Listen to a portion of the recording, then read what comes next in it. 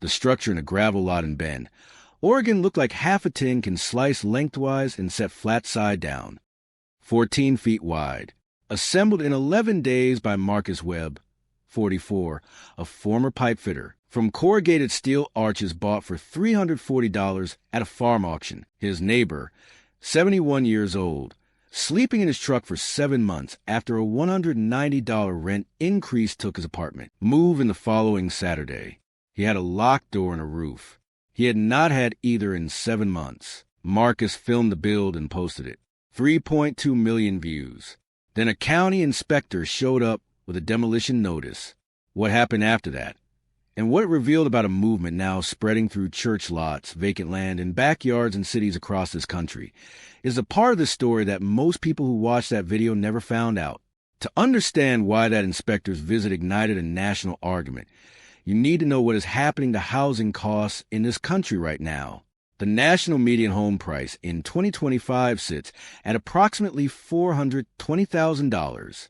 A 30-year mortgage on that amount at current interest rates runs roughly $2,800 a month before taxes and insurance. The median individual income in the United States is around $40,000 a year. After withholdings, that is approximately $2,900 a month in take-home pay, which means a mortgage payment will consume nearly every dollar a median earner brings home, before food, before transportation, before anything else. The gap is not closing. It is widening. You probably know someone sitting inside that gap right now, even if they have never said so directly.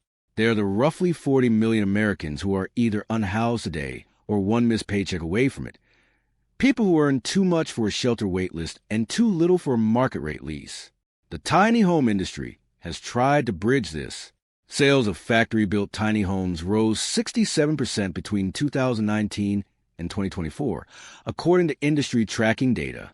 But the average finished tiny home on wheels from a manufacturer now runs between $60,000 and $90,000, still out of reach for someone earning $14 an hour in rural Oregon or $13 an hour outside Tulsa.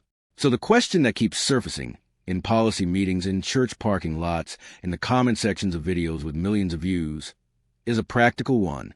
What structure can a person build for under $5,000 in materials, put up in under 2 weeks, and actually live in through a full year of weather? The answer was designed in 1941 by the United States Navy. Most people have driven past it 100 times without a second thought. What has quietly become in the hands of ordinary Americans is something no housing committee anticipated. And the total build cost is the part that stops people cold. In 1941, the United States Navy needed a shelter that could be created flat, shipped across the Pacific, unloaded on an island, and be standing before nightfall. The design they produced was a half-cylinder of corrugated steel, curved ribs that bolted together in sequence, corrugated panels that screwed to the outside, and no internal load-bearing walls required. A four-man crew who had never seen one before could have it standing in a single day. They called it the Quonset hut, named for the Rhode Island Naval Station where it was first produced. Between 1941 and 1945, more than 160,000 were built. After the war, they spread across the American landscape, onto farms, ranches, and rural properties from Montana to Mississippi, used as barns, machine sheds, and storage by people who needed square footage and had no interest in aesthetics. Most of them are still out there. Surplus auctions cycle them through constantly. Agricultural surplus yards across the Pacific Northwest, the Southwest, and the rural South carry disassembled lots priced by condition. A clean unit runs $2,000 to $5,000. One with surface rust or dented panels sells for far less, because no commercial buyer wants cosmetic imperfection. Marcus Webb was not a commercial buyer. He paid $340 for a disassembled 14-foot arch kit at a farm auction outside Bend in the spring of 2024 and started assembling it in the gravel lot behind his rental house 3 days later. 11 days after that, his 71-year-old neighbor, who had been sleeping in his truck since a $190 rent increase 7 months earlier, had taken his apartment, walked through the door, and closed it behind him. A locked door, a roof, the first time he had either in 7 months. What that $340 kit became, and exactly what it cost to replicate down to the last screw, is where this story gets specific.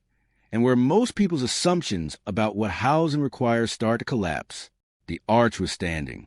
Whether a person could actually live in it through a Central Oregon summer or winter was a separate question, and the answer depended entirely on what went in next. Steel conducts heat and cold with brutal efficiency. In an uninsulated arch in Central Oregon, interior temperatures in July can exceed 130 degrees Fahrenheit. In January, the walls radiate cold inward, and every surface runs with condensation. Without the right interior systems installed in the right sequence, the structure Marcus had built was shelter in name only. And here's the detail that separates the builds that last from the ones that fail within a year. Before any insulation goes in, a vapor barrier must go up first. 6 mil plastic sheeting stapled to the interior framing. Warm interior air hitting cold steel turns into water droplets that drip onto everything below and grow mold across every surface within months. Marcus paid $18 for a 50-foot roll at a hardware store. For Oregon winters later, there is no mold inside the unit. Most amateur metal builds have failed do so because someone skipped that single $18 step. Rigid foam board panels cut to follow the arch curve, glued in place and covered with salvage pallet wood planking, approximately $180. Plywood end walls with a $20 Habitat for Humanity restored door and a salvage window, $110. A cinder block pier foundation, lifting the floor 8 inches off the ground, $45. 2 solar panels from an installation company's warranty discard pile, a $35 charge controller, and 2 used car batteries at $30 each, $130. A free 55-gallon food-grade drum and aluminum gutter sections for water collection, $22. Under $2,000 complete. One man, borrowed tools. By the time Marcus had walked 3 neighbors through the same build, the county of Deschutes had also taken notice. What it did next is the part that turned a gravel lot project into a national story. The notice arrived on a Tuesday morning in October 2024. A county inspector had cited the structure as an unpermitted dwelling on residential zone land. Marcus had 30 days to remove it or face daily fines of $500. Keep in mind, this was the same county that had approved a $4.2 million affordable housing study in 2023. That study was still unpublished. The zoning code Deschutes County cited had not been updated since 1987. Under that code, structures under 200 square feet were technically exempt from building permits, unless classified as a primary dwelling. The county's legal definition of primary dwelling had not been revised since the Reagan administration. The law is older than the internet. The housing crisis is not. Marcus appeared at a county commissioner meeting with 14 neighbors, a 1-page cost breakdown, and a single question. What was the county's plan for the man who had been sleeping in his truck for 7 months before the structure existed? No commissioner answered him directly. More than 400 comments hit the county's public feedback portal within a week. A petition gathered 2,200 signatures in 11 days. Local news ran the meeting. The county issued a 90-day temporary use permit. The demolition order was suspended. No permanent resolution was reached. The structure is still standing, and the permit is still temporary. This is not a local anomaly. In 23 states, building codes written before 1990 do not recognize arch-formed structures under 300 square feet as legal residences, regardless of build quality, regardless of need. While Marcus was fighting that battle in Oregon, a completely different approach to the same structure was already taking shape 1,800 miles east, backed by men who had served their country and come home to watch it fail the people they had stood beside overseas. In Tulsa, Oklahoma, in the spring of 2024, a retired Army engineer named Derek Solano, 58, broke ground on what he called Ark Village. He had watched 3 veterans he knew personally from Fort Sill stable housing within 12 months of discharge. He decided he was done watching. Solano leased 1.4 acres from a Tulsa church congregation for $1 a year. On that land, he and a crew of former construction workers assembled mini Quonset huts, 14 feet wide, 24 feet long, fully insulated, solar-powered, each fitted with a composting toilet and a rainwater collection system. Material cost per unit, $3,200. Volunteer labor covered the rest. The units were the beginning, not the sum. Around the site, Solano built what a roof alone cannot provide: a shared kitchen, a tool library, and weekly visits from a nonprofit case manager. Residents, veterans, and formerly homeless men, no income requirement, contributed 4 hours of community maintenance per week in exchange for occupancy. Ark Village now sits at 19 of its 22 units occupied. The total material cost to build all 22 units, $70,400. A single unit of supportive housing through Tulsa's official city program costs $180,000. Same city, same problem. $110,000 less per door. The outcomes that separate Ark Village from most government programs are not in any policy report yet. They live in what becomes possible the moment a storage unit or a truck cab gets replaced by a mailing address, when the systems that were supposed to help a man can finally locate him. One of those men was a 52-year-old former Army mechanic named Calvin Briggs, who had been living out of a storage unit in East Tulsa for 14 months before Derek Solano handed him a key. What happened in the 6 months after that is the detail this entire argument rests on. Calvin Briggs stood at the door of his unit on move-in day holding a single duffel bag and a folded blanket. He later said he stood there for almost a full minute before he went inside. He said he kept waiting for someone to tell him there had been a mistake.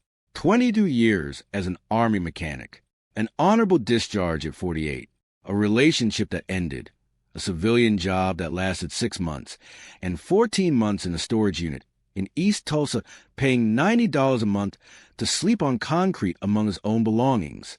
The unit at Ark Village gave him a locking door, a sleeping surface off the ground, and a solar light he could leave on through the night without asking anyone's permission. An address is not a luxury. It is the key to every government system that was supposed to help him. Within 3 weeks of moving in, Calvin had submitted his first VA benefits application, something he'd been unable to file for 2 years without a mailing address. Within 6 months, he was working 20 hours a week at a Tulsa auto shop, the first paid mechanical work he had done since the civilian job disappeared. And here's the detail that stays with you. Above his door, welded from scrap angle iron he found in the Ark Village tool space on a Sunday afternoon, Calvin built a small shelf. On it, a coffee mug, a photograph, and a library book. He built it from material nobody else wanted. It cost him nothing. Of the 14 men who have moved through Ark Village since 2024, 11 have transitioned into permanent housing. None have returned to the streets. And he was not the only one. By the spring of 2026, the same arch was appearing in cities nobody would have predicted. And the numbers coming out of those places are the ones that make the government's billion-dollar programs hardest to defend. While all of this was happening in Tulsa, the mini Quonset model was showing up in church backyards, vacant lots, and rural properties in places most people would never connect to off-grid construction. In Knoxville, Tennessee, a retired high school shop teacher named Gerald Marsh, 63, built 8 mini Quonsets on 2 acres of donated church land over 18 months. Arch kits from a Tennessee agricultural surplus yard. Each unit finished for under $3,000 in materials. All 8 occupied before the last one had its door hung. Total material cost for the entire site, $26,000. In Billings, Montana, a Native American veteran outreach group assembled 12 arch kits over a single summer weekend using 40 volunteers. Cost per unit, $2,900. In Baton Rouge, Louisiana, a formerly homeless man learned the entire build method from a YouTube tutorial series watched on his phone at a public library. He drew the wiring diagram on notebook paper, carried it back to his site in his jacket pocket, and finished his unit in 52 days. He has since walked 2 neighbors through the same process. The way survival knowledge has always traveled in this country, one conversation at a time. Now at those numbers: 22 units in Tulsa, 8 in Knoxville, 12 in Billings, 42 units, 42 men housed, for approximately $190,000 in total materials. The city of Houston spent $175 million on a single emergency shelter renovation project in 2023. According to city data, that project houses 340 people, at a per-bed cost of roughly $515,000. That contrast tells you everything. Colorado and New Mexico both introduced legislation in 2025 to create a micro-shelter exemption for arch-formed structures under 200 square feet on private land, modeled in part on the permit fight Marcus Webb started in a gravel lot in Bend, Oregon. Zoning codes in most American cities still do not know what to do with a 160-square-foot steel arch on a cinder block pier. You can build one in a weekend. The permit to place it legally in many jurisdictions takes 18 months. Cities that should be studying these men are instead sending inspectors with clipboards and 30-day notices. That tension is not going away. But the building is not stopping either. On one side, ordinary men spending their own weekends and money to put a locked door over a neighbor's head. On the other, bureaucracies that move slowly, spend enormously, and produce outcomes that are measurably worse than what a man with a farm auction find and a borrowed drill can accomplish in 11 days. A completed mini Quonset village, 20 units, shared facilities, basic utilities, runs between $80,000 and $150,000 depending on site conditions. A traditional modular emergency shelter of equivalent capacity costs between $2 million and $4 million and takes years to permit and construct. The people doing the math on that gap are not in a conference room. They are Marcus Webb in Bend, Oregon, handing a key to a 71-year-old man who had been sleeping in his truck. Derek Solano in Tulsa, watching a veteran weld a small shelf above his door from scraps nobody else wanted. Gerald Marsh in Knoxville, 63 years old, teaching a man half his age how to cut foam board to follow the curve of a steel arch. A formerly homeless man in Baton Rouge drawing a wiring diagram on notebook paper at a library table, and then going out and building something that worked. There are still more than 1 million people in this country tonight with nowhere to go. On a shelf above Calvin Briggs's door in Tulsa, there's a coffee mug, a photograph, and a library book. He built that shelf himself from scrap on a Sunday afternoon. It is the first thing he's owned in 2 years that nobody can take away. If this video showed you something worth knowing, hit subscribe. I cover stories like this every week, the kind that show you what is actually working in this country when the cameras are not rolling. Click the video on screen right now.